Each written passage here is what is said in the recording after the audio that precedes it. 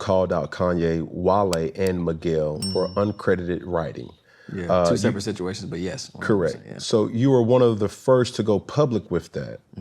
And just to educate us of what those situations were, and why did you feel it was important to go about it in that type of manner? To me, as far as the manner is concerned, I was just being a kid at that point. It's like, again, you got to think about the story that I just told y'all since the inception. So I've been boxing with people trying to take or whatever this whole time, or having to give or whatever. So after a while, man, you just get tired of showing up and not getting any type of reciprocity from that. You know what I mean? And yeah, it was one of them type of moments. For the Miguel and Wale situation, that came from the Lotus Flower Bomb record. So I helped put together that record, for lack of better words.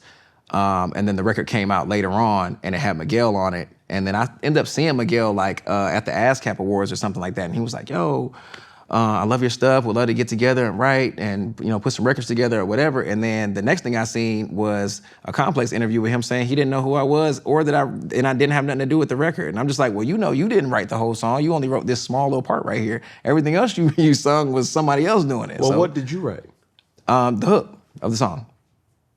I'm living in a fantasy. I feel it when you dance for me. Isn't it like you need to be my lady, my baby? Cause I don't know you and you don't know me. Clock keeps ticking, baby. What's it gonna be? All that shit. How did this happen? This was like around the time, and Wale don't get mad at me for telling this story, man. Damn. He a crash out. Nah, but he's just. Yeah, that's my boy. It's my dog. I love my brother, bro. I promise Wale. I do. Nah, I love my brother, bro. I do. And I love people for who they are. You know what I'm saying? He's just passionate about shit, bro. He's been done wrong too, bro, to keep it a bean. And that's where I even asked him, I'm sorry but to make that whole, I was like, Wale, I think you have been miscategorized. 100% since inception, as an artist. Nah, he's a generational talent, bro. This project that he put out, he had to show y'all. I texted him and said, remind him. Yeah, like do that, bro. But there's nobody that does what Wale can do. But we're always comparing Wale to what other people do. There you go. And that's why I'm like, yo, and just like any other artist, like Erykah Badu say, I'm sensitive about my stuff. And there's no wrong way to feel that way. So the crash out was a little unwarranted, but it's cool though. Yeah, it's cool. It's all right. We cleaned it up. It's all right. He's still a crash out. So he gonna go take it right back to that. Nah, but I'm saying I fuck with it though. I see what you're saying. Cool. Yeah. He just, It was just how, how you say, don't worry about it. Keep going. All right, so let me tell the story about this. So this happened, and I think he recently told this story too, so I'm just gonna piggyback on what he said. After the No Hands record, probably like in the same week, and this was so baffling to me, dog. Interscope ended up letting him go. I actually didn't even know he was signed to Interscope at the time. I just knew that he was signed, and he had the stuff that he had prior to that record. You know what I mean? But they ended up cutting ties with him. Whatever happened. I immediately just got on the phone with him. He put the record out first. A lot of people don't know that. He's one of the first people to put the record out on More About Nothing. No Hands? Yeah, it was called Guilty Pleasure or something on his project. But he's one of the first people to put it out back when Twitter was super popping. And he was like one of the main catalysts for Twitter, like to just help, move the needle for our culture and shit. And I hit him up and I was like, bro, come to the studio. Just come to the studio. He was like, man, I'm in between deals. I don't know, all this other shit. I'm like, just come to the studio, bro. Don't worry about the budget or the thing, none of that shit. Just pull up. So we did a few records. Lotus Flower Bomb was one of those records that we did. We brought in Sam. Shout out to Sam from Cloud Eater.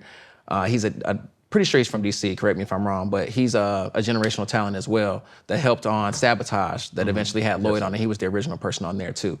So we got him to come in and vocalize for us and do the vocals for it. At this point, I wasn't like singing Roscoe like I am now. Right. You know what I'm saying? So I had somebody else come in and do it. But yeah, we cut the record then. Jaron Howard produced it. That was a producer that I had some beats from that was just sitting, and I was like, this will be perfect.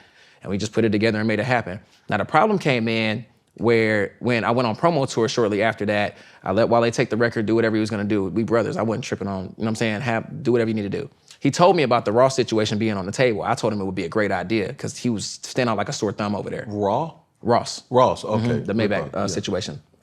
So I ended up going to DC, making a stop in DC on a promo tour or something. I'm sitting in a radio station and the song come on Like the lady goes to go to the bathroom or do something, and I'm sitting in the room by myself, and they're playing the recording of the show or whatever for the radio station, and it come on, brand new Wale featuring Miguel, Lotus Flower Bomb. Boom, the song come on. That's the first time I fucking heard the song since we cut it in the studio. What? So I'm like, what the fuck, bro? Yeah, so that's what made me mad, because I'm like, damn, bro, I was here when you was in between shit trying to figure it out or whatever. I'm trying to be, support for that. We brothers. I'm trying to make sure my brother's straight. You know what I'm saying? So why did the record come out? You then did all this stuff to the record. It's cool to be creative and do what need to be done, but why are you not telling me? Why don't I have no credits on the song? Why didn't I have? And we literally recorded it in my studio. That's crazy. How? Now what? It's straight now. We fixed it. Yeah, it's good. How? They had to give me the credit on the song. Oh, so you now do have the credit. Yeah, okay.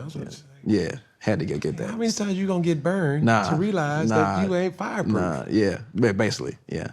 So same thing with the Ye situation. So I went out to go work on Watch the Throne, and we ended up making Cruel Summer that had him and R. Kelly on it. That ended up, we ended up making To the World. I'm sorry. To the World. Yeah, that was on Cruel Summer. It came out on the latter project or whatever, and I wasn't credited for it at all. And to be honest with you, the thing that really triggered me in that particular moment, it was like a interview or something he did prior to Cruel Summer coming out, or in between Watch the Throne and Cruel Summer, where he was talking about all the people who he had worked with.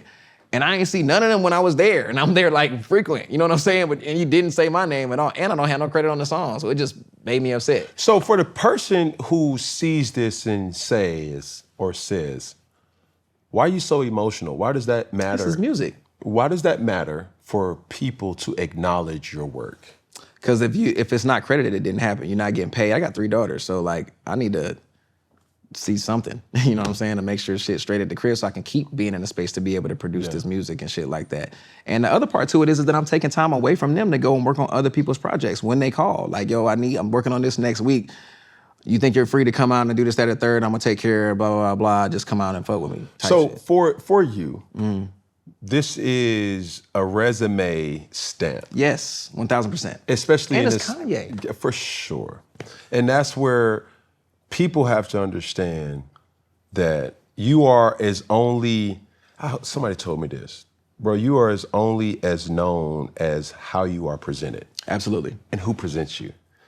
If Kanye says, hey, yo, this my dude, this my man, it's gonna be different than John Doe is like, 100%. bro, I got somebody. Hey, bro, listen to this record, or here, boom. Like, who is, what? Yeah. Kanye go to this song, go to the club, move, DJ. Play this. Type shit. You feel what I'm saying? So that does matter. It's a very underground world still in music that a lot of people are named, but the artist that's on stage gets the credentials and the credit. And that's okay, right? If that's the agreement that we have going into something, that's fine. You feel me? All I'm saying is, let's just make sure that the people who help you do whatever is being done get they just due. Me personally, this has taught me lessons of, even for my creative director or whoever else, I ask them the things that they're interested in, that they need help with too. Like, I'm not just out here to just take all the skill sets or whatever I can get. Like, I want to be able to pour into other things that other people have going on as well. That's my reciprocity kicking in. You know what I mean? So I think that's important.